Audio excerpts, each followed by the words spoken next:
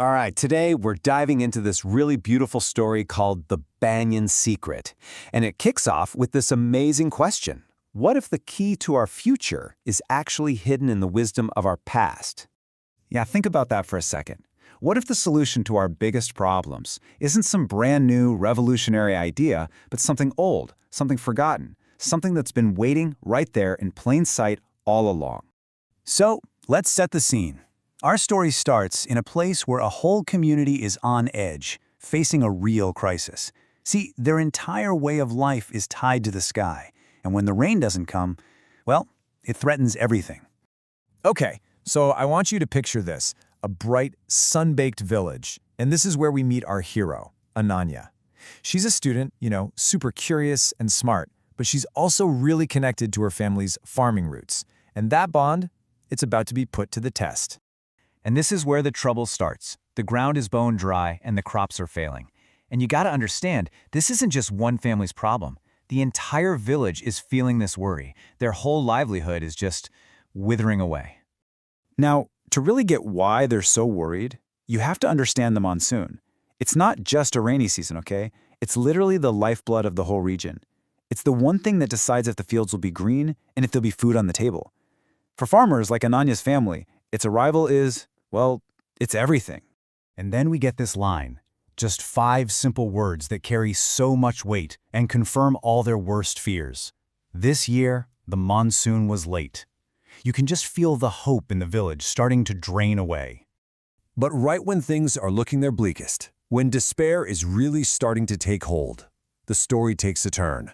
A little glimmer of hope appears, and it doesn't come from the sky. It comes from the roots of the village itself. So this is where we meet the ancient banyan tree. And this isn't just a tree. It's a character in its own right. The elders say it's a silent witness to the village's history. Just imagine the secrets it holds, the generations it's watched over. And this right here, this is the moment that sets everything in motion. Ananya, in this simple act of kindness, sees this little bird trapped and just helps it. She's not looking for anything in return. She's just being compassionate. It tells you so much about who she is. And then, suddenly, her simple act of kindness comes back to her. The little bird she just saved reappears, and it drops something. This is it.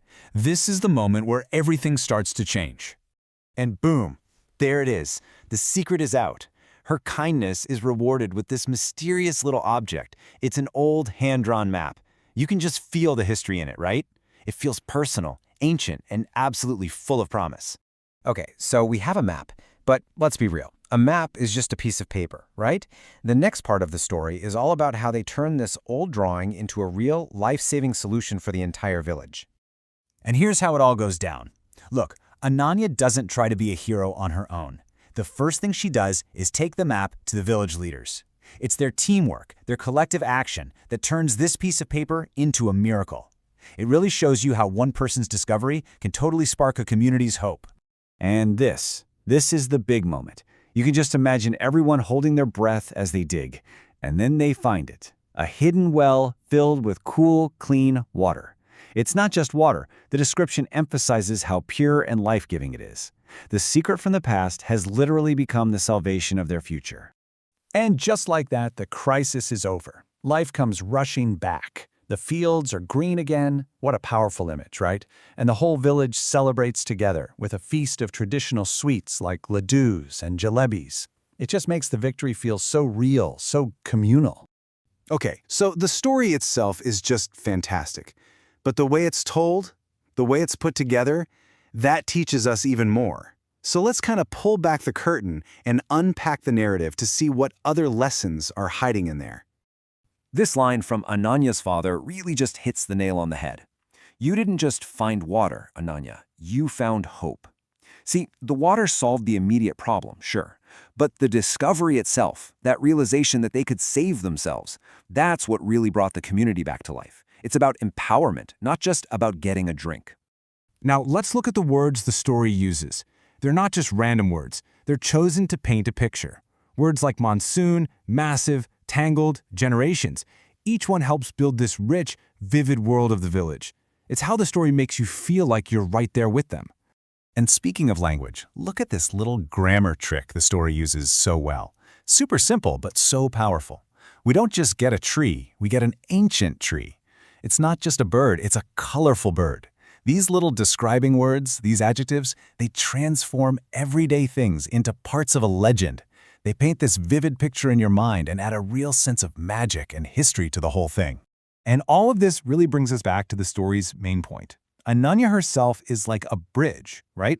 She has her modern education, but she also has this deep respect for ancient wisdom. And the story shows us that real progress isn't about just throwing out the old and bringing in the new. It's about weaving them together to find the best solutions. So, that leaves us with one final question to think about for ourselves. What secrets from our own past hold the key to our future?